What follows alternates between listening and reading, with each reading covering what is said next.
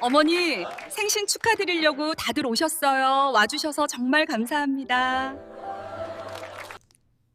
오늘은 똥 싸지 말고 가만히 계세요. 세상 모든 어머니는 자식을 위해 기꺼이 바보가 될 수 있습니다. 하지만 자식이 어미의 등골을 빼먹으려 칼을 들이대는 순간 어머니는 가장 무서운 심판자가 됩니다. 효자 흉내를 내던 며느리와 아들이 악마로 변해가는 과정, 그리고 그 악마를 잡기 위해 더 독한 괴물이 되어야 했던 지난 3년, 피눈물로 쓴 제1기장을 여러분께 펼쳐보이려 합니다. 이 이야기는 실제 사연을 바탕으로 각색한 이야기입니다. 여러분들의 주변이나 혹은 여러분들이 겪을지 모를 일이기도 합니다. 어디서 듣고 계신지 댓글로 남겨주시면 그곳의 행운과 축복을 빌어드리겠습니다. 이제 이야기를 시작할까 합니다. 화려한 호텔 샹들리에 불빛이 눈이 시리게 쏟아집니다. 고소한 갈비 냄새와 달콤한 케이크 향기가 진동하는 이곳은 내 칠순잔치, 아니, 정확히 말하면 칠순하고도 3년이 지난 73살 생일 파티장입니다. 사람들의 웃음소리, 그릇 부딪히는 소리가 요란하지만 내 귀에는 마치 물속에 잠긴 듯 웅웅거리는 소음으로만 들립니다. 나는 휠체어에 비스듬히 몸을 기대고 앉아 초점 없는 눈으로 허공을 응시하고 있습니다. 입가에는 짐짓침을 흘린 자국을 남겨두었고 손은 아이처럼 계속 옷자락을 만지작거립니다. 누가 봐도 영락없는 노망난 노인네, 중증 치매 환자의 모습입니다. 어머, 우리 며느님 정말 대단해. 시어머니가 저렇게 되셨는데도 3년을 한결같이 모셨다며? 그러게 말이야. 요즘 세상에 저런 효부가 어디 있어. 말순 언니는 복도 많지. 친척들의 칭찬 소리가 들려올 때마다 내 휠체어를 잡고 있는 며느리 지수의 손에 힘이 들어가는 게 느껴집니다. 지수가 내 귓가에 몸을 숙이며 남들이 듣지 못할 아주 작은 목소리로 속삭입니다. 들리세요, 어머니? 사람들 말하는 거? 제발 오늘은 똥 싸지 말고 가만히 계세요. 아시겠어요? 향수 냄새에 가려진 며느리의 비릿한 입 냄새가 코를 찌릅니다. 나는 아무것도 모른다는 듯 해벌쭉 웃어 보였습니다. 하지만 내 오른쪽 주머니 속 차가운 금속성의 감촉이 손끝에 닿아 있습니다. 지난 3년 지옥 같았던 시간들을 빠짐없이 기록해온 초소형 녹음기입니다. 그리고 왼쪽 안주머니에는 며느리가 그토록 찾아 헤매던 내 인감도장과 대한민국 상위 1%만이 들어갈 수 있다는 최고급 실버타운, 더 헤리티지 노블의 입주 계약서가 들어 있습니다. 그래, 지수야. 그리고 내 아들 민호야. 실컷 웃어라. 지금이 너희가 웃을 수 있는 마지막 시간이니. 3년 전만 해도 나는 내가 이런 괴물이 될 줄은 꿈에도 몰랐습니다. 남편이 떠나고 홀로 남은 내게 너희가 처음 합가를 제안했던 그날. 그때의 나는 그게 지옥문인 줄도 모르고 내 발로 걸어 들어갔으니까요. 도대체 어디서부터 잘못된 걸까요? 부모 자식 간에 어쩌다 서로를 속이고 감시하는 적이 되어버린 걸까요? 시간을 3년 전 그날로 되돌려 봅니다. 3년 전 겨울은 유난히도 춥고 길었습니다. 영감님이 심장마비로 허망하게 떠나고 난 뒤 50평 남짓한 이 2층 타운하우스는 마치 거대한 무덤처럼 변해버렸습니다. 혼자 먹는 밥상머리엔 달그락거리는 수저 소리만 요란했고 밤이면 천장에서 쥐가 다니는 소리에도 가슴이 철렁 내려앉곤 했습니다. 사람 온기가 그리웠습니다. TV 소리를 아무리 크게 틀어놔도 채워지지 않는 그 공허함. 겪어보지 않은 사람은 모를 겁니다. 그때 내 손을 잡아준 건 며느리 지수였습니다. 영감님 49제가 끝나던 날 아들 민호와 며느리는 내 앞에 무릎을 꿇고 앉았습니다. 민호가 내 거친 손을 두 손으로 꼭 감싸주며 말했습니다. 엄마, 이제 그만 고집 피우고 저희랑 합치시죠. 아버지도 안 계신데 엄마 혼자 이 넓은 집에서 혹시라도 무슨 일 생기면 저희는 불효자 돼서 어떻게 살아요. 며느리도 눈가가 촉촉해져서 거들었습니다. 그래요, 어머니. 제가 친정엄마처럼 모실게요. 저 이번에 다니던 직장도 그만뒀어요. 전업주부 하면서 어머니 맛있는 것도 해드리고 병원도 같이 다니고. 네, 저희랑 같이 살아요. 손주 재민이도 할머니랑 살고 싶다고 노래를 불러요. 그 순간 꽁꽁 얼어붙었던 가슴 한구석이 훈훈하게 녹아내리는 것 같았습니다. 주변 친구들은 요즘 애들 짐 되기 싫어해서 부모랑 안 산다고들 하는데 내 자식들은 다르구나. 내가 헛살지는 않았구나. 고마움에 목이 메어 고개만 끄덕이는 나를 보며 아들 내외는 환하게 웃었습니다. 그 웃음이 그렇게나 맑아 보였습니다. 하지만 그 웃음 뒤에 숨겨진 칼날을 보는 데는 그리 오랜 시간이 걸리지 않았습니다. 합가를 결정하고 이사 준비가 한창이던 어느 주말 오후였습니다. 나는 며느리가 좋아하던 단감을 깎아 접시에 담아들고 2층 아들 내외가 임시로 머무는 방으로 향했습니다. 계단을 오르는데 방문이 살짝 열려 있고 아들의 들뜬 목소리가 새어나왔습니다.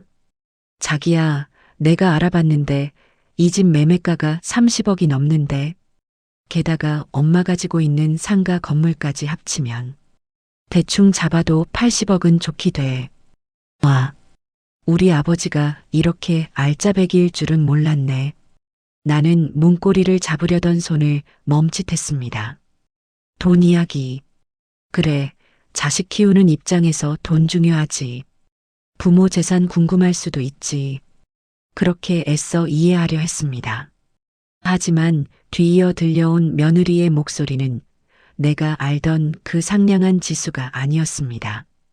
아, 진짜? 그럼 우리 빚 5억 다 갚고도 강남 40평대로 갈 수 있는 거야? 대박이다. 근데 어머님이 건물 내놓으시려고 할까? 평생 아버님이랑 일궈온 거라고 애지중지하시잖아. 저번에 보니까 건물 관리인한테 전화해서 월세 10만 원 밀린 것도 챙기시던데 보통 깐깐하신 게 아니야. 에이, 걱정 마. 합치고 나서 슬슬 작업해야지. 엄마 이제 연세도 있고 판단력도 흐려지셨어. 우리가 모시고 살면서 관리해드린다고 하고 인감이랑 통장 가져오면 돼. 그리고 솔직히 엄마 혼자 쓰기에 그 돈이 너무 많잖아. 어차피 나중에 다 내 건데 미리 좀 땡겨 쓰는 게 뭐 어때? 세금 문제도 있고 하니까 증연이 뭐니 복잡하게 할 것 없이 엄마 정신 오락가락 하실 때 슬쩍 명예 돌려놓는 방법도 있고.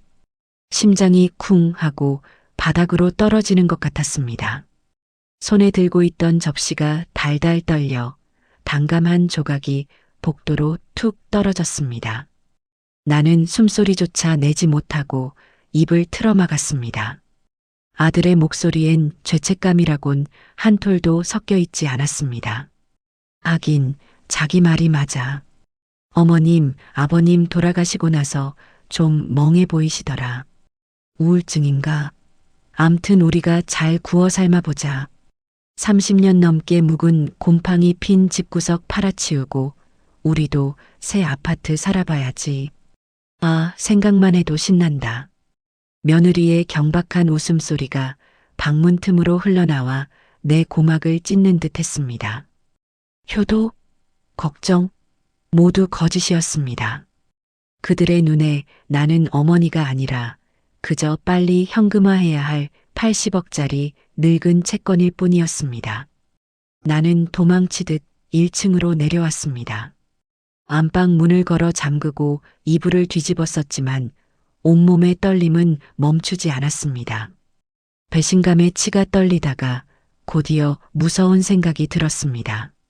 내가 정신이 멀쩡하면 저것들이 무슨 짓을 할지 모른다.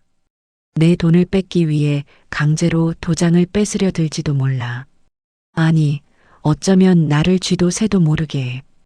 밤새 뜬 눈으로 천장을 노려보며 나는 결심했습니다. 영감님이 남겨준 피 같은 재산, 그리고 내 남은 존엄. 절대로 저 하이에나 같은 것들에게 뜯어먹히지 않으리라. 그러려면 내가 먼저 선수를 쳐야 했습니다. 저것들이 원하는 대로 판단력이 흐려진 늙은이가 되어주기로 했습니다. 다음 날 아침 나는 밥상머리에서 일부러 국그릇을 엎질렀습니다.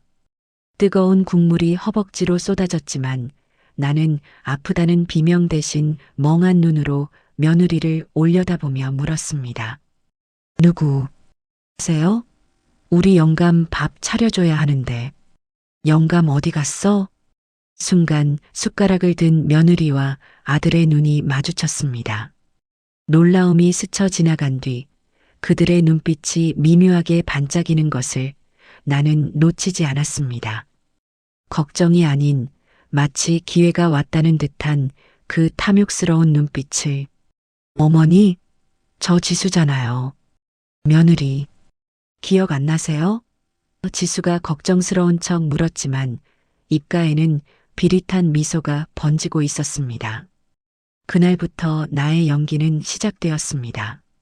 그리고 그날부터 우리 집은 서로를 속이는 전쟁터가 되었습니다.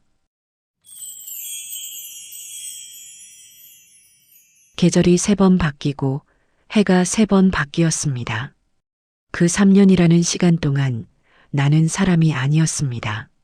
나는 그저 이 집 구석에 놓인 숨쉬는 낡은 가구이자 짐짝에 불과했습니다. 처음 몇 달은 며느리도 눈치를 보는 듯 했습니다. 하지만 병원에서 내가 미리 손을 써둔 의사에게 초기 알츠하이머가 의심된다는 소견을 듣고 온 날부터 며느리의 태도는 180도 달라졌습니다. 현관문이 닫히고 아들 민호의 출근 찻소리가 멀어지면 우리 집의 공기는 순식간에 차갑게 돌변합니다. 방금 전까지 어머님 다녀올게요 하며 남편 배웅을 하던 상냥한 며느리 지수의 얼굴에서 웃음기가 싹 가시는 건 찰나의 순간입니다. 아후, 진짜. 아침부터 노인네 냄새가 진동을 하네.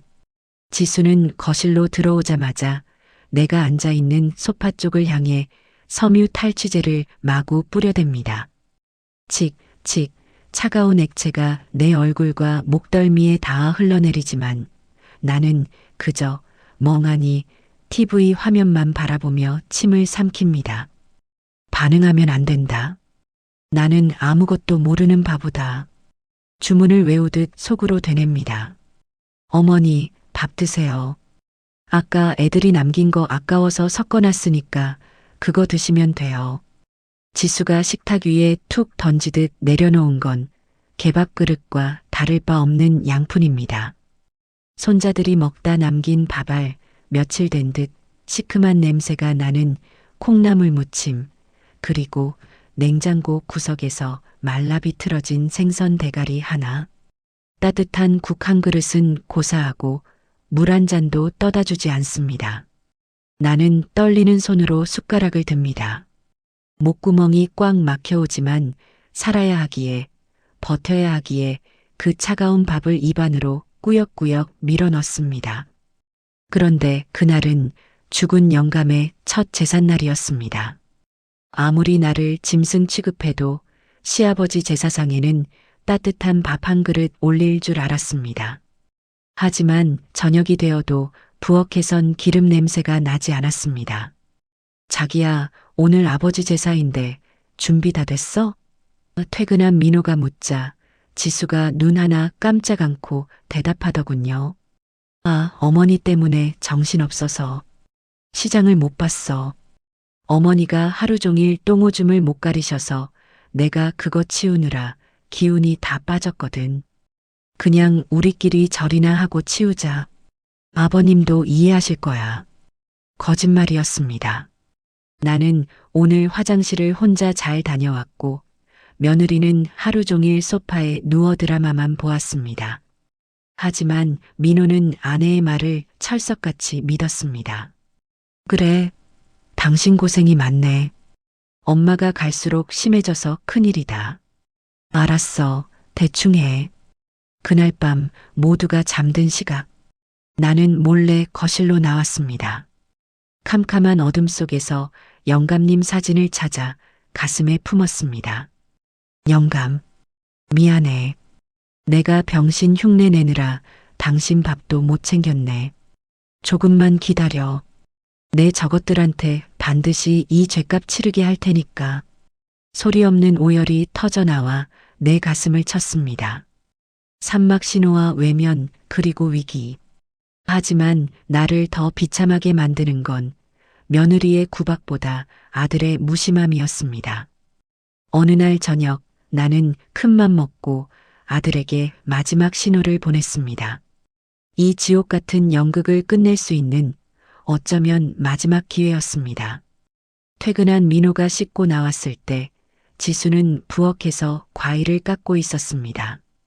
나는 민호의 옷소매를 잡고 평소의 어눌한 말투가 아닌 최대한 또렷한 눈빛으로 아들을 올려다보았습니다. 민호야, 배고파. 며느리가 밥을 안 줘. 나 좀 살려줘. 잠시 정적이 흘렀습니다.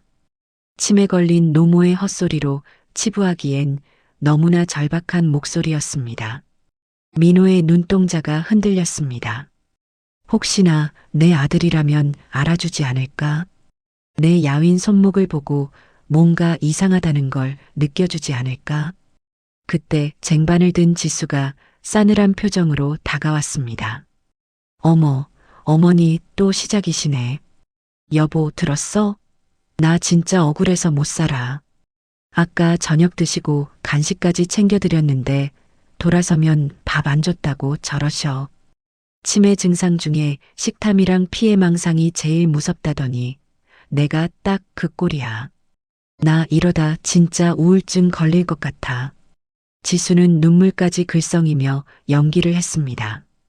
민호는 잠시 나를 그리고 아내를 번갈아 보더니 이내 내 손을 귀찮다는 듯 뿌리쳤습니다.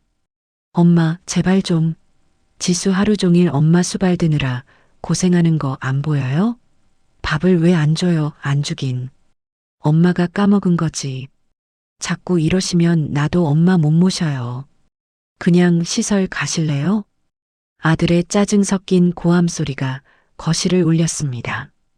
그 순간 내 안에서 무언가가 툭 하고 끊어지는 소리가 들렸습니다. 그건 아들에 대한 마지막 기대였고 일말의 미련이었습니다. 아, 너도 한통속이었구나. 아니, 알고도 모른 척하는 내가 더 나쁜 놈이구나.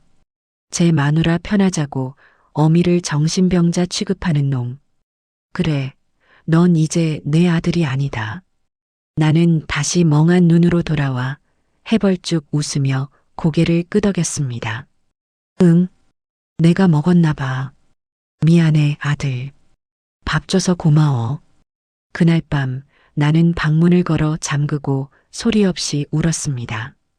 녹음기를 꺼내 이어폰을 꽂고 방금 전 아들이 내게 했던 말들을 다시 들었습니다.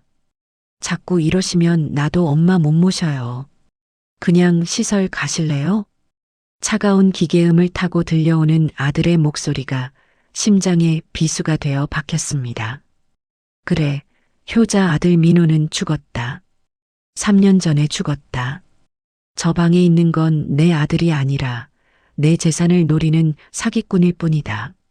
눈물이 마르자 내 눈엔 도끼만이 남았습니다. 이제 더 이상 망설일 것은 없습니다. 나는 책상 깊숙한 곳에 숨겨두었던 수첩을 꺼냈습니다. 그리고 떨리는 손으로 꾹꾹 눌러 썼습니다. D-데이 10월 25일 내 생일 모든 것을 끝낸다. 하지만 위기는 예고 없이 찾아왔습니다. 생일을 일주일 앞둔 어느 날 오후였습니다. 나는 방에서 낮잠을 자는 척하고 있었는데 현관문이 열리며 낯선 남자들의 목소리가 들렸습니다. 사모님, 집이 참 넓고 좋네요. 구조도 잘 빠졌고, 이 정도면 리모델링해서 팔면 40억은 거뜬히 받겠습니다. 그렇죠? 근데 사장님, 저희가 좀 급해서요. 어머니가 지금 방에 계신데 상태가 좀 안 좋으세요. 저희가 모시고 나가면 바로 공사 들어갈 수 있게 계약 빨리 진행하고 싶어요. 부동산 업자였습니다. 아직 내 명의로 된 집을 자기들 멋대로 팔아치우려고 업자를 부른 것이었습니다. 나는 방문 틈으로 그들을 지켜보았습니다. 며느리는 신이 나서 집안 곳곳을 보여주고 있었습니다. 여기는 다 터서 거실 넓히면 되고요. 2층은. 그때 부동산 업자가 내 방문 쪽을 가리켰습니다. 저 방도 한번 볼까요? 아, 어머니 주무시는데. 잠깐만 보세요. 지수가 방문을 벌컥 열었습니다. 나는 황급히 이불을 뒤집어 쓰고 코를 고는 척했습니다. 업자가 방을 쓱 둘러보더니 혀를 찼습니다. 노인 냄새가 좀 배긴 했네요. 여긴 싹 뜯어 고쳐야겠네. 그들이 문을 닫고 나가려는 찰나 나는 일부러 잠꼬대인 척 소리쳤습니다. 내 집이야. 안 팔아. 도둑놈들. 거실이 순식간에 조용해졌습니다. 어머니가 잠꼬대가 심하세요. 호호. 신경 쓰지 마세요.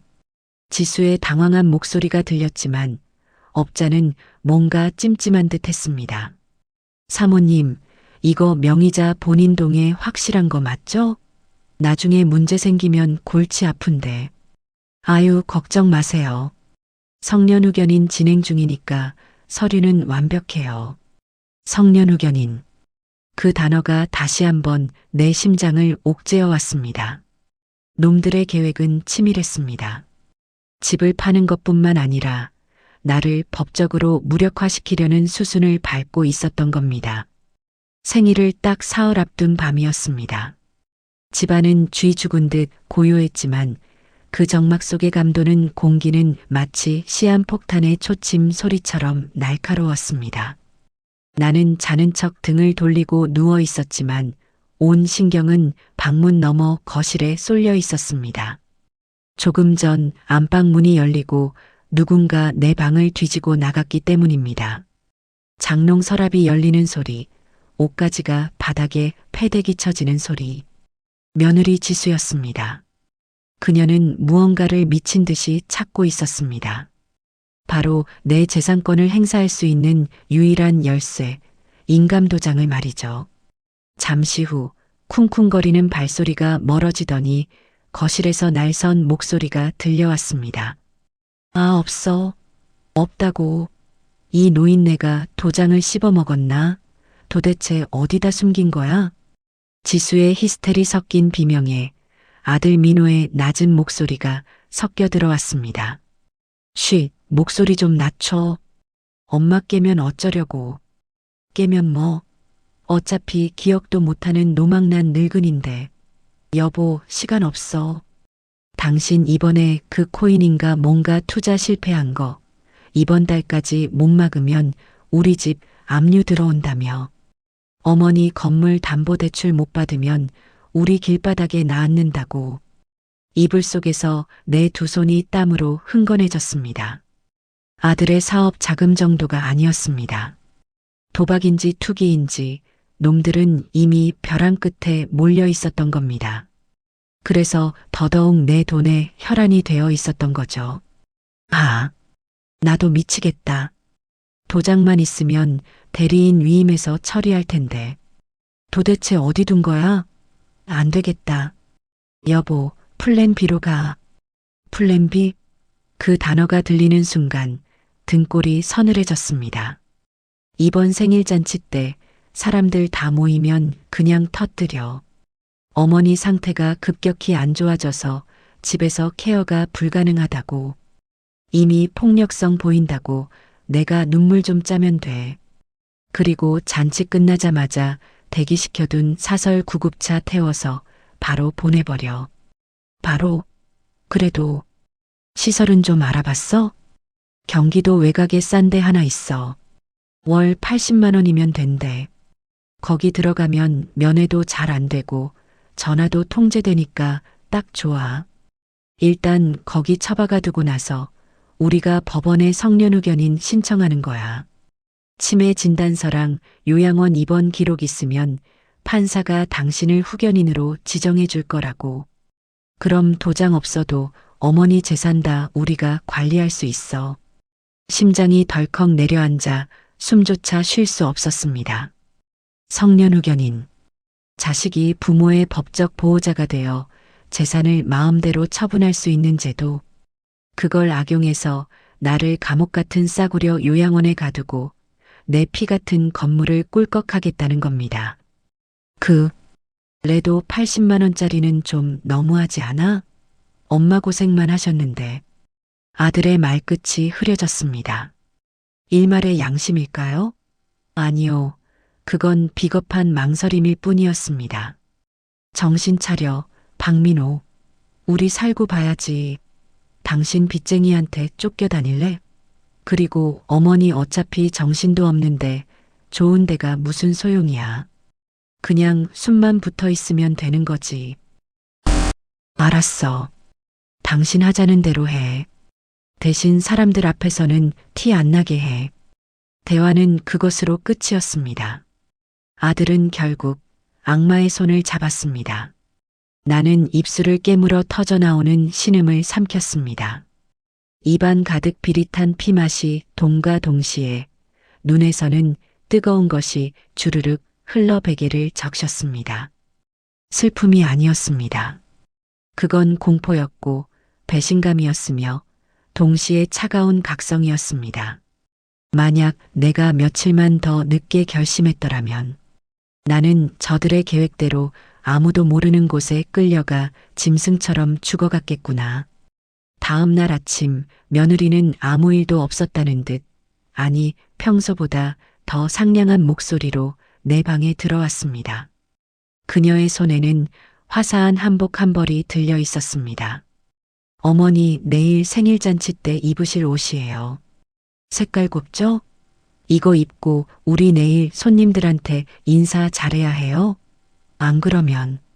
알죠? 지수는 웃고 있었지만 그녀의 눈은 나를 협박하고 있었습니다. 그 고운 한복이 내게는 마치 저승으로 가는 수위처럼 보였습니다. 나는 멍한 표정으로 한복을 받아들며 속으로 대답했습니다. 그래, 입으마. 곱게 차려입고 나가마. 하지만 그 잔치는 너희가 생각하는 그런 잔치가 아닐 게다. 그날은 내 장례식 이행 연습이 아니라 너희들의 사회적 매장일이 될 테니까. 그날 밤 나는 잠들지 못했습니다. 내일이면 모든 것이 끝납니다. 주머니 속 녹음기의 배터리를 확인하고 또 확인합니다. 그리고 계약금으로 넣은 5억 원의 입금증과 VVIP 실버타운 입주 계약서를 다시 한번 품에 안아봅니다. 내 인생을 건 최후의 도박. 날이 밝아옵니다.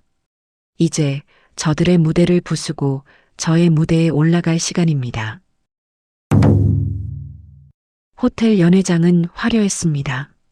내 돈으로 차려진 음식, 내 돈으로 빌린 장소, 그리고 내 돈을 보고 모여든 사람들.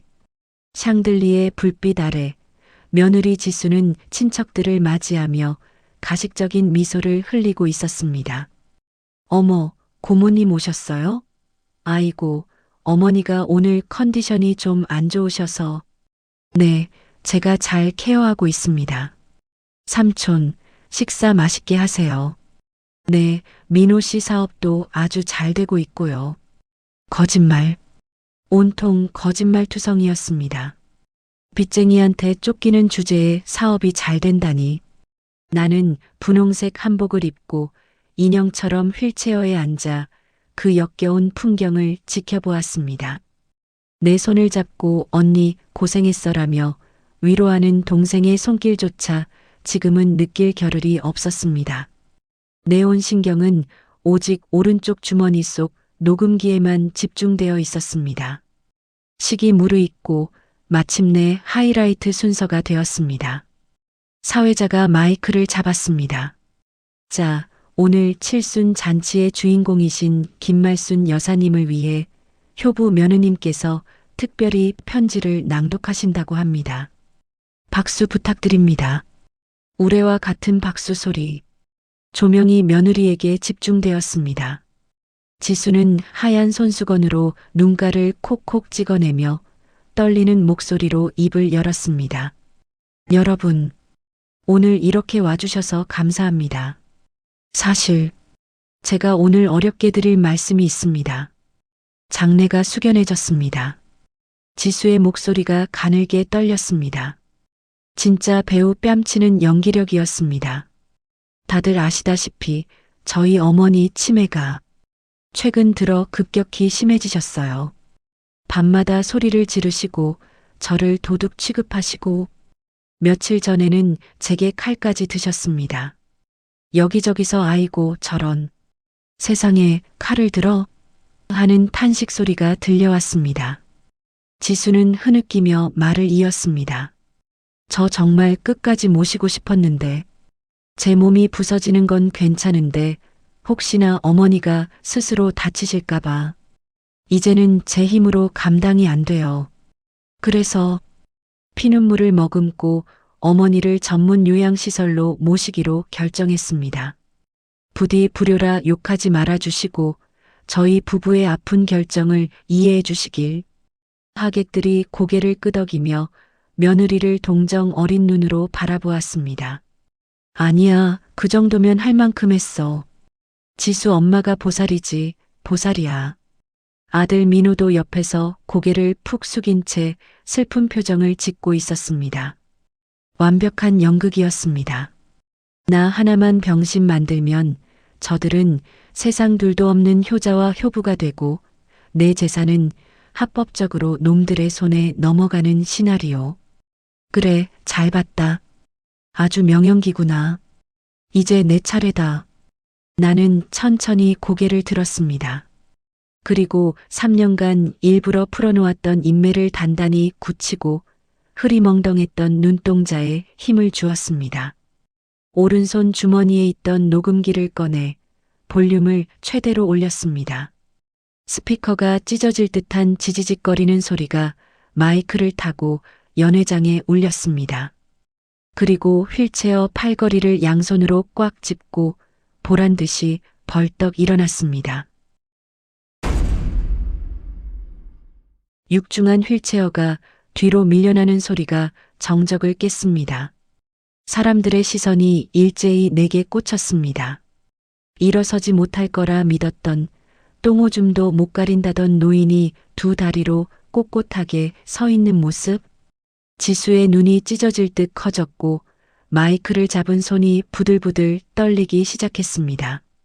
얼굴색이 하얗게 질리다 못해 흑빛으로 변해갔습니다. 어머니! 나는 성큼성큼 단상 위로 올라가 며느리의 손에서 마이크를 낚아채듯 빼앗았습니다. 그리고 쩌렁쩌렁한 목소리로 내뱉었습니다. 연기하느라 애썼다. 이 뱀 같은 거사. 장내가 찬물을 끼얹은 듯 얼어붙었습니다. 친척들이 웅성거리기 시작했습니다. 뭐야? 말순 언니 멀쩡하잖아. 치매라며? 어떻게 된 거야? 나는 며느리의 변명을 들을 새도 없이 쥐고 있던 녹음기의 재생 버튼을 눌러 마이크에 갖다 대었습니다. 아, 냄새나. 노인네가 왜 안 죽고 버텨? 요양원에 처박아 버리든가 해야지. 엄마 건물 담보 대출 못 받으면 우리 길바닥에 놔앉는다고. 도장만 찾으면 바로 대출 실행해. 경기도 외곽에 싼 데 하나 있어. 월 80만 원. 거기 들어가면 면회도 잘 안 되고 전화도 통제되니까 딱 좋아. 거기다 처박아두고 성년후견인 신청하면 재산 다 우리 거야. 호텔 스피커를 타고 흘러나오는 적나라한 욕설과 패륜적인 음모. 우아했던 파티장은 순식간에 아수라장이 되었습니다. 내 여동생은 비명을 질렀고 사돈댁 식구들은 얼굴을 들지 못해 고개를 숙였습니다. 내 친구들은 경악하며 자리에서 일어나 손가락질을 해댔습니다. 저런 천하의 호로 자식들을 봤나? 아니, 이건 오해. 민호가 당황해서 허우적거리며 내게 달려오려 했습니다. 식은땀이 비 오듯 쏟아지고 있었습니다. 오지 마라. 더러운 놈. 나의 서리빨 같은 호통에 아들이 주춤하며 멈춰 섰습니다. 나는 떨고 있는 며느리와 아들을 번갈아 노려보며 지난 3년간 꾹꾹 눌러 담았던 분노를 토해냈습니다. 너희는 내가 치매라서 모르는 줄 알았지? 밥그릇에 침 뱉을 때, 쉰내 나는 콩나물국 줄 때, 내가 물 쏟았다고 걸레 던지며 닦으라고 할 때, 내 인감도장 찾으려고 내 방을 도둑놈처럼 뒤집을 때, 나는 다 보고 있었다. 다 듣고 있었다. 내 목소리가 떨려왔지만 나는 멈추지 않았습니다. 3년이다. 장장 3년을 내가 미친 척하며 이들 시커먼 속을 들여다봤어. 내 아들이, 내 며느리가 돈 때문에 어미를 산송장 취급하는 꼴을 매일매일 지켜봤단 말이다. 지수는 바닥에 주저앉아 사시나무 떨듯 떨고 있었습니다. 나는 품에서 노란 서류 봉투 하나를 꺼내 그들 얼굴 앞에 흔들어 보였습니다. 성년후견인? 내 돈 뺏어서 빚 갚고 강남 아파트 사겠다고? 꿈 깨라. 여기 변호사 공증 서류 있다. 내 재산 80억, 그리고 이 건물. 너희한텐 단돈 10원도 안 간다. 법적으로 증여 거부 신청했고 내 유언장엔 너희 이름 뺐다. 그리고 너희가 나한테 저지른 정서적 학대, 방임, 사기 미수. 이 녹음기 들고 경찰서 가서 정식으로 고소할 거다. 엄마, 잘못했어요. 우리가 잠깐 미쳤었나 봐요. 빚 때문에. 빚쟁이들이 쫓아와서 무서워서 그랬어요. 민호가 내 바지가랑이를 잡고 매달렸습니다. 눈물 콧물 범벅이 된 얼굴. 예전 같았으면 마음이 약해졌을지도 모릅니다. 하지만 내 눈엔 그저 징그러운 벌레처럼 보일 뿐이었습니다. 비켜라. 내 아들 민호는 3년 전에 죽었다. 여기 있는 건 돈에 미친 괴물일 뿐이야. 나는 아들을 발로 차내듯 뿌리쳤습니다. 그리고 멍하니 서 있는 하객들을 향해 마지막으로 말했습니다. 여러분, 오늘 잔치는 취소입니다. 밥값은 제가 냈으니 드시고 가시든 맘대로 하십시오. 하지만 제 생일 축하는 사양하겠습니다. 저는 오늘 이 썩은 인연을 끊고 새로 태어났으니까요. 나는 뒤도 돌아보지 않고 연회장 출구로 걸어나갔습니다.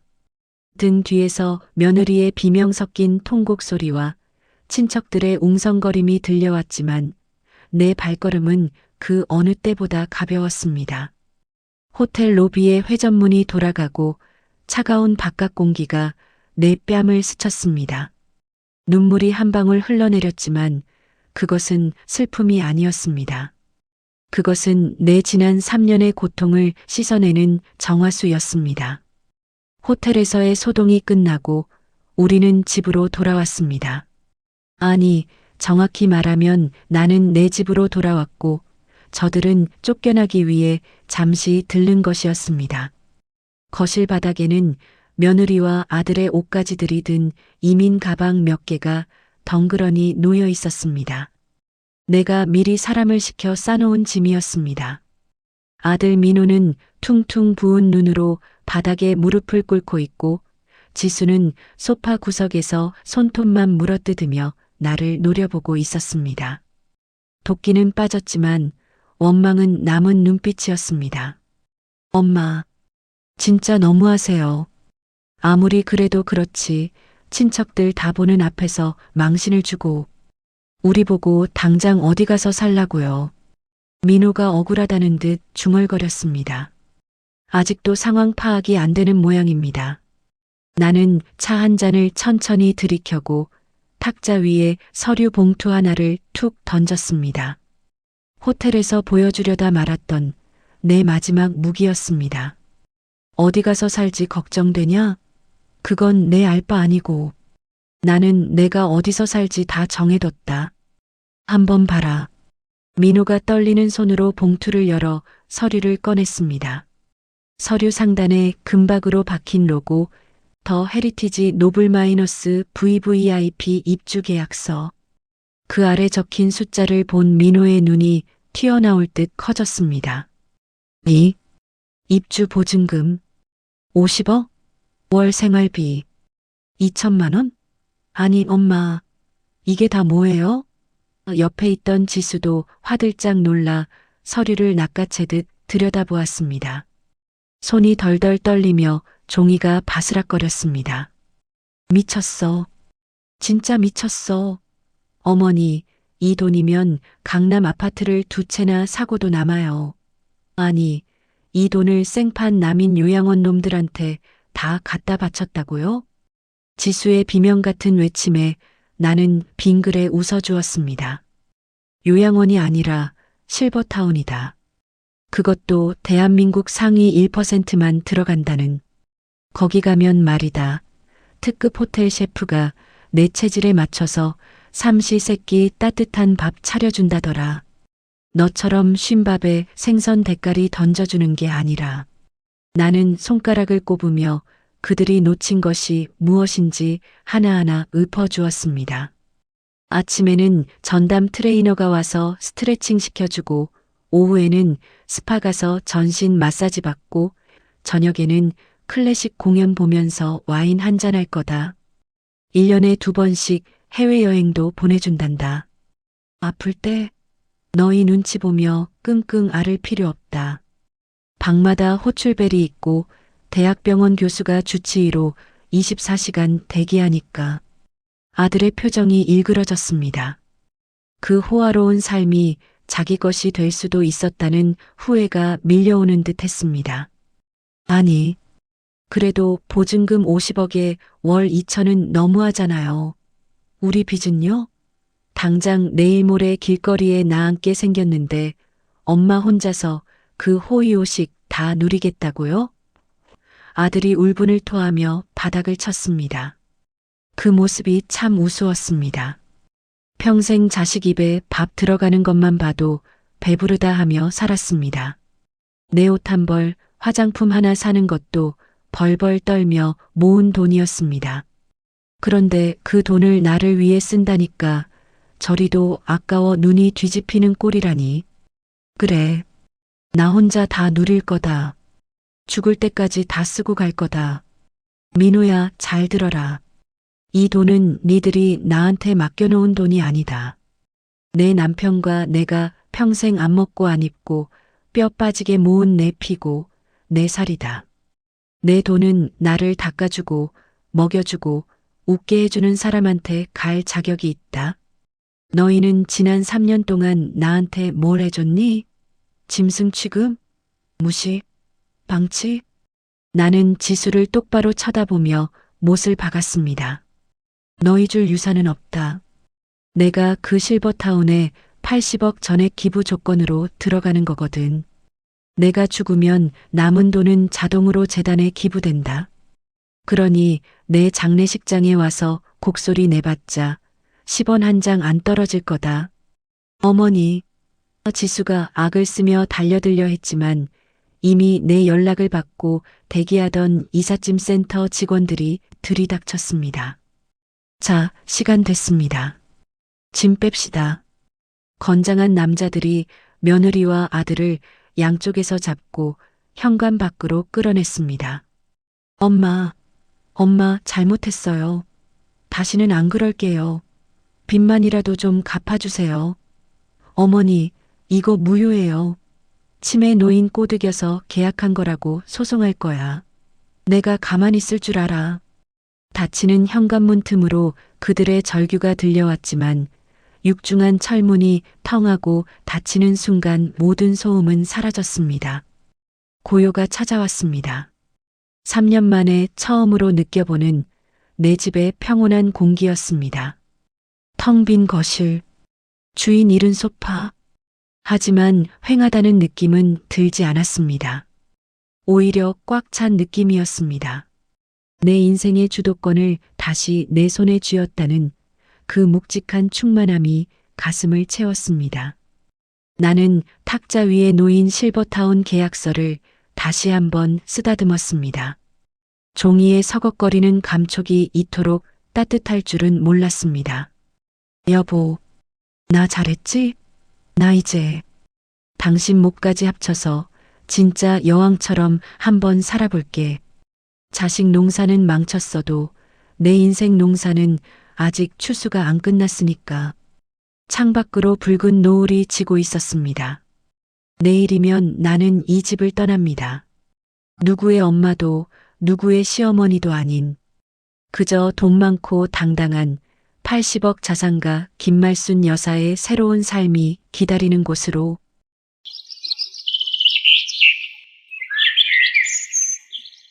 창밖으로 보이는 북한산 자락이 오늘따라 참 곱습니다.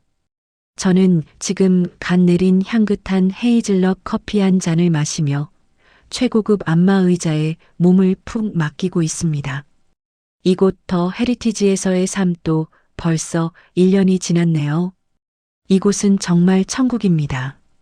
아침엔 호텔 출신 조리장이 끓여준 전복죽을 먹었고 잠시 후엔 친구들과 시니어 투자 클럽 모임에 갈 생각입니다. 예전엔 100원 한 푼에도 벌벌 떨었는데 요즘은 친구들과 어떤 주식이 유망한지, 다음 여행은 크루즈를 탈지 비즈니스석을 탈지 행복한 고민을 합니다. 예전엔 며느리 눈치 보느라 숨죽여 살던 그 3년이 이제는 마치 까마득한 전생처럼 느껴집니다. 여기선 아무도 저를 짐짝 취급하지 않습니다. 제 이름을 불러주고 제 옷매무새를 칭찬해주고 제가 살아온 날들을 존경해줍니다. 물론 그 대가는 제가 평생 피땀 흘려번 돈이지만 그 돈이 저를 이렇게 귀하게 만들어주니 얼마나 고마운지 모릅니다. 돈이 있으니 사람도 붙고 건강도 챙겨지고 웃음도 되찾았습니다. 가끔 변호사 영감님을 통해 소식이 들려옵니다. 빈털터리가 된 아들 내외는 월세방을 전전하며 식당 설거지와 대리운전을 한다더군요. 빚쟁이들에게 시달려 이혼 도장을 찍내 만회하며 매일 싸운다고 합니다. 마음이 아프지 않냐고요? 아니요. 차라리 잘 됐습니다. 부모 등골 빼먹을 생각 말고 제 힘으로 땀 흘려 밥 한 숟가락 뜨는 법을 이제야 배우고 있을 테니까요. 어쩌면 그게 제가 자식들에게 줄 수 있는 마지막이자 가장 큰 가르침일지도 모르겠습니다.